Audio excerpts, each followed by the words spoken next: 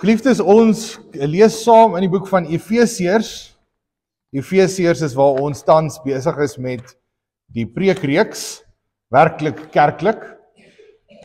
Die brief van wat Paulus geskryf het vir Efesiërs, vir die gemeente in Efese, is 'n brief wat getuig van wat dit beteken om kerk te wees. En hoe ons dan daaruit ook leer, hoe ek en jy ook kan kerk wees in vandag se lewe. So ons lees daar hoofstuk 5 vers 21 tot 6 vers 4. Ons fokusverse is vers 21, 24, 28 tot 30. Ek sal dit vir ons na die skriflesing ook weer herhaal. Wees uit eerbied vir Christus aan mekaar onderdanig. Vrouens, wees aan julle mans onderdanig, net soos julle aan die Here onderdanig is. Die man is die hoof van die vrou, soos Christus die hoof van die kerk is. Christus is ook die verlosser van die liggaam, sy kerk. Soos die kerk aan Christus onderdanig is, moet die vrouens in alles aan hulle mans onderdanig wees. Mans, julle moet julle vrouens lief hê, soos Christus die kerk lief gehad en sy lewe daarvoor afgelê het. Dit het hy gedoen om die kerk aan God te wy, nadat hy dit met die water en die woord gereinig het, sodat hy die kerk in volle heerlikheid by hom kan neem, sonder vlek of rimpel of iets dergeliks, heilig en onberisplik. Die man behoort hulle vrouens so lief te hê, soos hulle eie liggaam. Wie sy vrou lief het, het homself lief, want niemand het nog ooit sy eie liggaam gehaat nie. Inteendeel, hy voed en versorg dit, soos Christus met sy kerk doen, omdat dit sy liggaam is, waarvan ons lede is. Daar staan in die skrif, daarom sal 'n man sy vader en moeder verlaat en saam met sy vrou lewe, en hulle twee sal een wees. Hierin lê daar 'n diep geheimenis opgesluit, en ek pas dit toe op Christus en die kerk. Maar dit is ook op julle van toepassing. Elkeen moet sy vrou so lief hê, soos hy homself lief het. En 'n vrou moet aan haar man eerbied betoon. Kinders, wees as gelowiges aan julle ouers gehoorsaam, want dit is wat die wet van God vereis. Eer jou vader en jou moeder, is 'n baie belangrike gebod. En daar is nog 'n belofte by, sodat dit met jou goed mag gaan en jy lank mag lewe op die aarde. En vaders, moenie julle kinders so behandel dat hulle opstandig word nie, maar maak hulle groot met tug en vermaaning, soos die Here dit wil. Ons fokusverse, vers 21, 24, 28 tot 30. Wees uit eerbied vir Christus aan mekaar onderdanig. Vers 24, soos die kerk aan Christus onderdanig is, moet die vrouens in alles aan hulle mans onderdanig wees. Vers 28 tot 30. Die mans behoort hulle vrouens so lief te hê, soos hulle eie liggame. Wie sy vrou lief het, het homself lief. Want niemand het nog ooit sy eie liggaam gehaat nie. Inteendeel, hy voed en versorg dit, soos Christus met sy kerk doen, omdat dit sy liggaam is, waarvan ons lede is.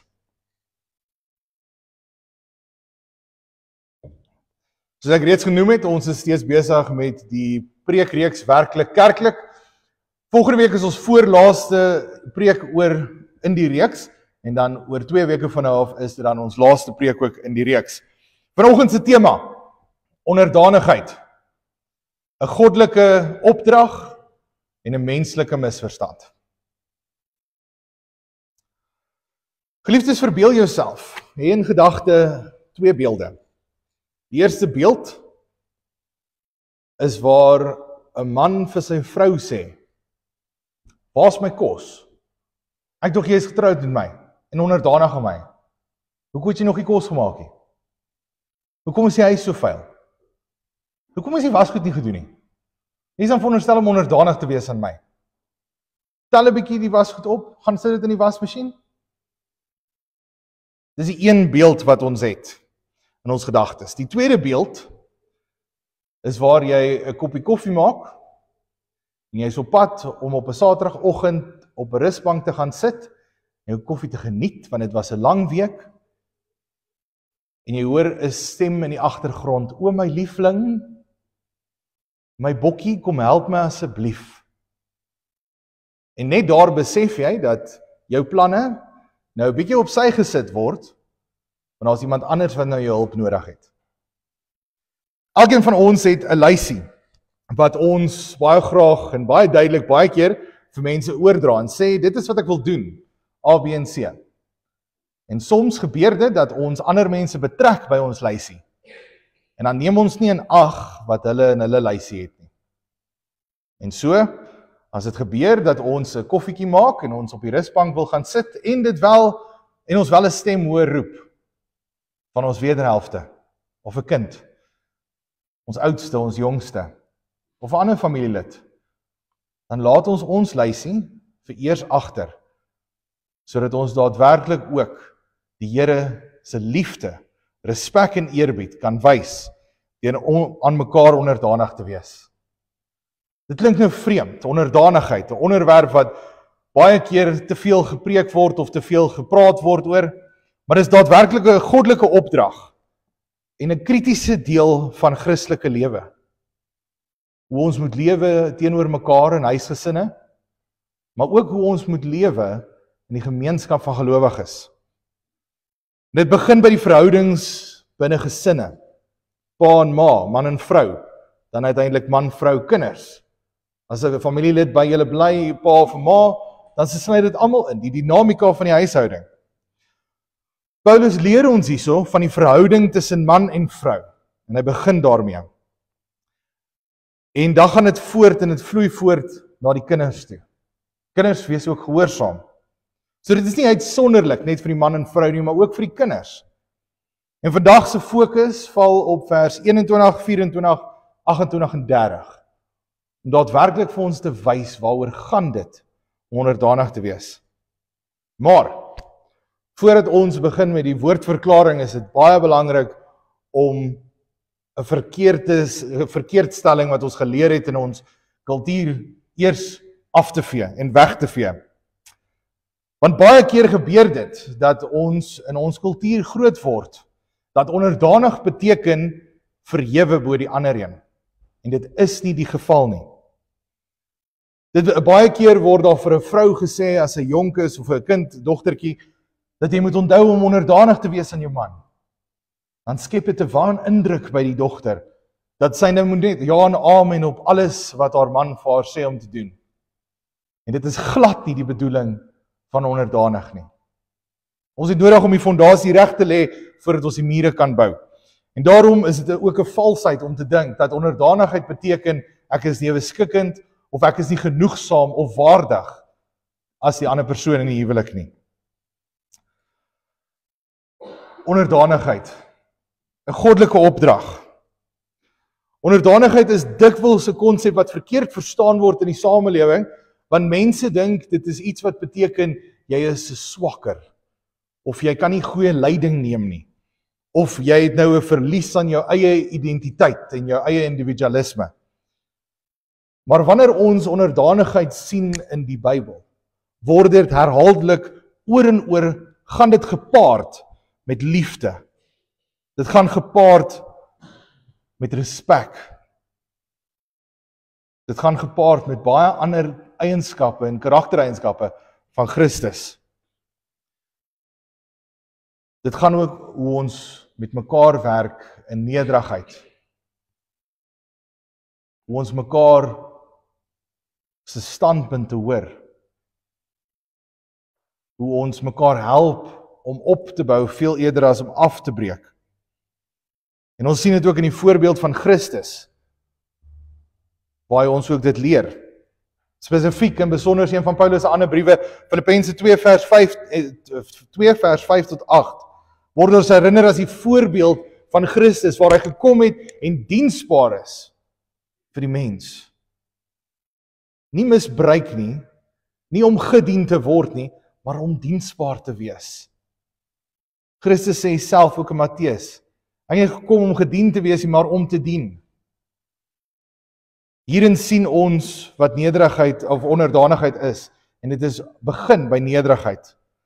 Dit beteken nie dat jy nou 'n laer status het omdat jy onderdanig is nie, maar dit wys op die eerbied en die respek wat jy ook het vir die ander persoon.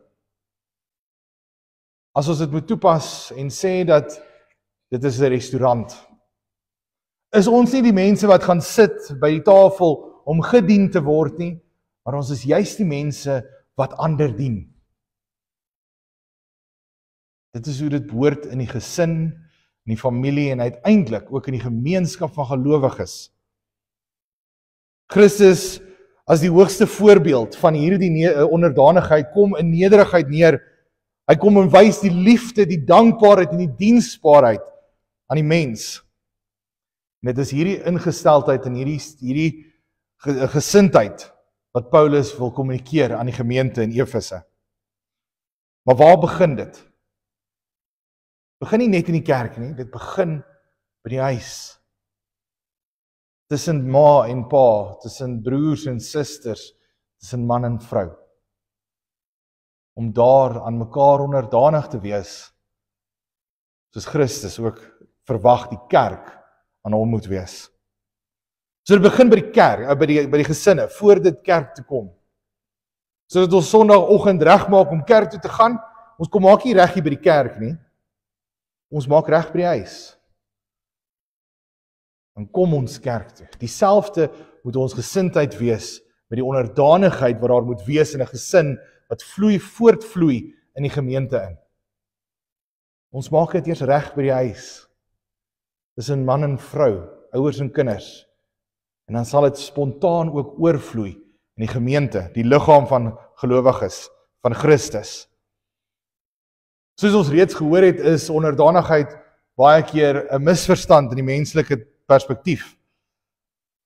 Mense verstaan dit baie keer verkeerd, want ek beheer 'n ander persoon wanneer hulle onderdanig is aan my, en dit is nie die geval nie. Hoekom het jy nie kos gemaak nie? Hoekom het jy nie die wasgoed gedoen nie? Die boekrakke is baie stowwerig. Mans, julle vrouens is nie 'n slaaf in die huishouding, bloot om die huishouding aan die gang te hou nie. Net so, mans, moet die vrouens lief hê.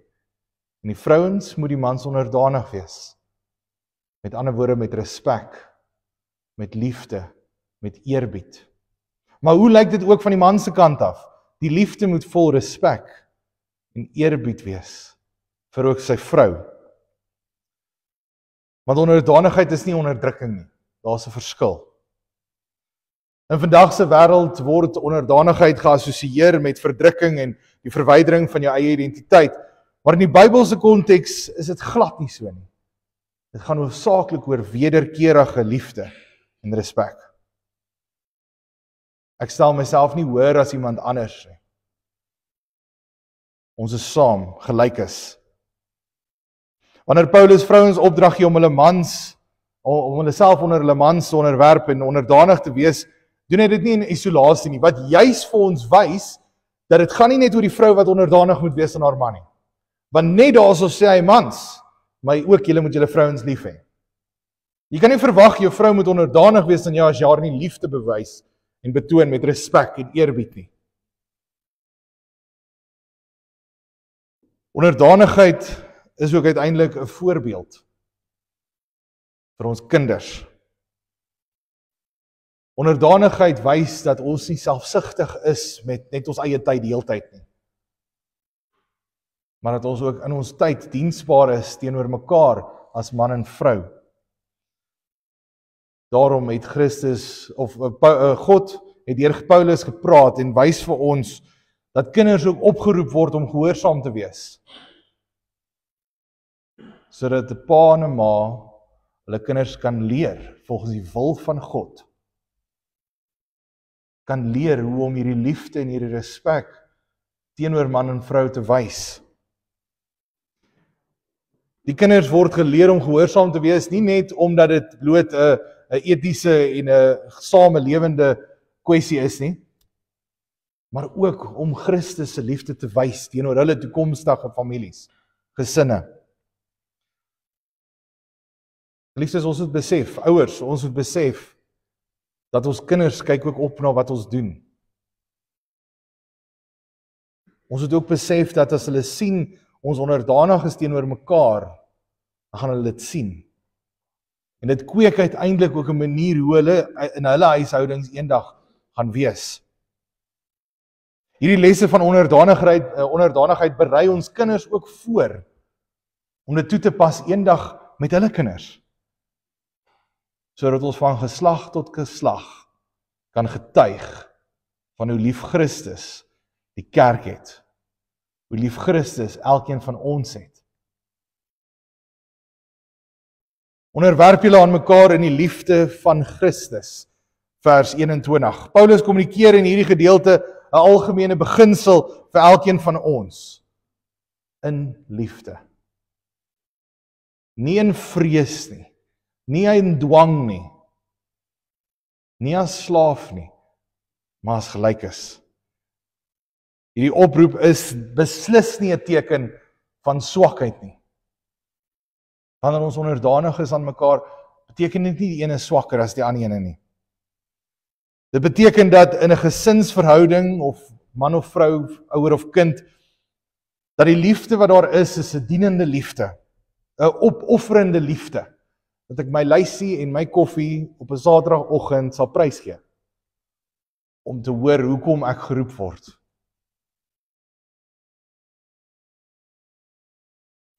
Soos die gemeente aan Christus onderdanig is in vers 24.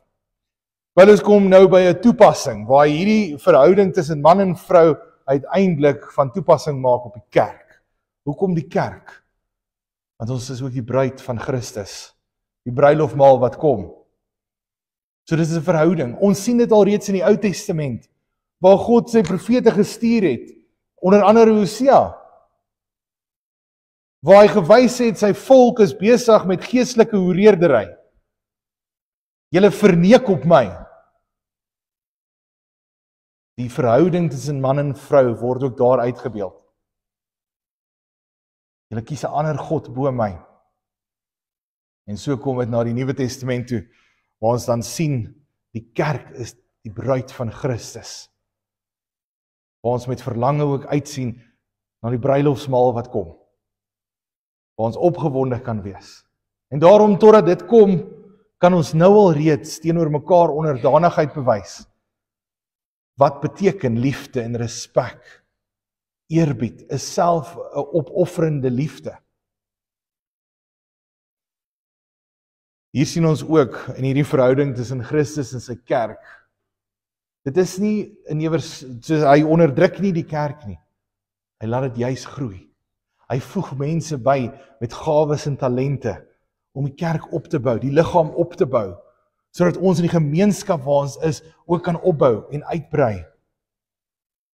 Die vrouens se onderwerping aan hulle mans of onderdanigheid is die beeld van die kerk aan Christus. Ons alles in 'n liefde en respek en eerbied vir God moet doen en uitvoer, juis omdat ons dankbaar is. Dis nie 'n moet soos jy moet dit doen nie. Dis 'n ons is dankbaar en daarom gaan ons dit doen. Ons as liggaam. En dan gaan hy verder en hy gebruik die voorbeeld in 28 tot 30, vers 28 en 30. En ons lees, so moet die man ook hulle vrouens lief hê, soos hulle eie liggame. Wie sy vrou so lief het, het homself lief. Daar's 'n daadwerklike oproep vir mans en vrouens. En uiteindelik weerspieël dit ook in die gemeenskap van gelowiges. Want hierdie liefde waarvan gepraat word, is nie maar net blote emosionele liefde, ag ek is lief vir jou nie. Dit is 'n daadwerklike, selfopofferende, fisiese en praktiese liefde wat beskerm en versorg en lei en geestelik aanmoedig om te groei. Geliefdes, ons sien Paulus sê dat niemand haat sy eie liggaam nie. Ons kan daarvan ook getuig. Ja, dit gebeur dat ons nie noodwendig hou van alle dele van ons liggaam nie. Ons 'n bietjie vetjies om die maag, of daar's ons 'n voet wat stink, of daar's 'n gesnorkery in die aand. Maar tog sal ons nie daai persoon weerhou van kos nie. Ons sal wel steeds voed en versorg. Herhaaldelik, oor en oor. Miskien hou ons nie van die manier hoe ons loop nie. Of miskien daardie lui oogie pla jou. Maar ons gaan nog steeds versorg en voed. Dieselfde ook in die huwelik. En daarom sê hy, hê respek vir mekaar, liefde, onderdanigheid. Versorg mekaar ook in die huwelik. Geestelik, opbouend. Miskien maak my vrou nie vir my die lekkerste koffie nie. Dit beteken nie ek gaan haar ontneem van die kombuis en sê jy mag nooit weer vir jou kos kry nie. Die feit dat ek dalk 'n bietjie snork in die aande, sal my vrou nie sê, maar jy kry nooit weer kos nie, want kyk hoe hou jy my wakker nie. Ons is lief vir mekaar in die huwelik. En dan uiteindelik vloei dit ook voort na die gemeenskap van gelowiges toe. Ja, ek hou nie noodwendig van jou das nie, maar ek sal nog steeds diensbaar wees vir jou. Ek hou nie miskien van die manier hoe hy sing nie, want die sang is nie heeltemal lekker daarbo nie. Bietjie van noot af. Maar dit beteken nie ons gaan die persoon uitwerp nie. Ons gaan selfs daar onderdanig wees en liefde betoon. Hierdie liefde wat in ons gesinne leef of behoort te leef, moet ook leef in die gemeenskap van gelowiges, waar ons mekaar moet koester en versorg. Dat werklik moet omgee vir mekaar. Hoe doen ons dit? Deur onderdanig te wees. Mekaar te help, ook in die breër gemeenskap van gelowiges. Dit begin by daardie koffie en daardie lysie. Dit gaan oor na die gemeente toe. Onderwerping aan mekaar of onderdanigheid aan mekaar is nie iets wat maklik kom nie. En daarom het ek en jy die Heilige Gees nodig om ons te lei. Want die Heilige Gees sal ons lei in hierdie nuwe, amper getransformeerde lewe wat ons moet leef, waar ons onderdanig is aan mekaar. Ons het laasweek nagmaal gevier. En vandag word ons weer herinner daaraan ook. Want ons is getransformeer deur Christus wat gekom het, ons verlos het van die dood, en daarom kan ons nou 'n lewe leef van onderdanig wees aan ons man en vrou, aan Christus in die kerk. Die Heilige Gees herinner ons in ons hart en ons gedagtes, maar ook in ons hande om prakties betrokke te wees en onderdanig te wees aan mekaar. Die Heilige Gees vul ons ook met krag en wysheid om onderdanig te kan wees. Want baie keer wil ons nie. Of baie keer is dit vir ons moeilik om dit te doen, want my lysie is nou my prioriteit vir nou. En daarom moet ons bid dat die Heilige Gees ons ook lei en help daardeur. Want dit is wat die Heilige Gees ook doen. Hy gee ons leiding hoe om dit te doen, hoe om onderdanig te wees aan mekaar. En as ek nie weet hoe om nou onderdanig te wees teenoor my man of vrou nie, dan moet ek bid, daadwerklik bid, dat die Heilige Gees my sal lei om te kan verstaan. Sodat ek ook uiteindelik die vrug van die Gees kan sien, wanneer ek onderdanig is teenoor my man of vrou. Geliefdes, hierdie beginsel van goeie verhoudings in die huis is daadwerklik ook die fondasie vir dienswerk en diensbaarheid in die gemeenskap van gelowiges. Broers, wees lief vir julle vrouens met 'n liefde wat selfopofferend is. Susters, wees onderdanig in die sin van eerbied, respek en omgee. En verwag dit ook terug. Die wederkerige onder mekaar, die onderwerping en die onderdanigheid moet daadwerklik getuig van Christus. Mag die Heilige Gees elkeen van ons ook lei om dit te kan doen. En mag die Heilige Gees daadwerklik gesinne bymekaar bind in liefde en respek vir mekaar, sodat ons kan besef dat dit kan oorvloei na die gemeenskap van gelowiges toe, hier waar ons nou sit. Dat dit aktief kan wees in hand en mond. En mag die Heilige Gees elkeen van ons ook lei, dat daar waar ons in gesinne onderdanig is aan mekaar, ook besef, ons kom nie na 'n restaurant toe met die naam die Gereformeerde Kerk Buffeldorings nie, maar ons kom om mekaar te dien, veel eerder as om gedien te word. En dit alles begin by die gesin. Amen.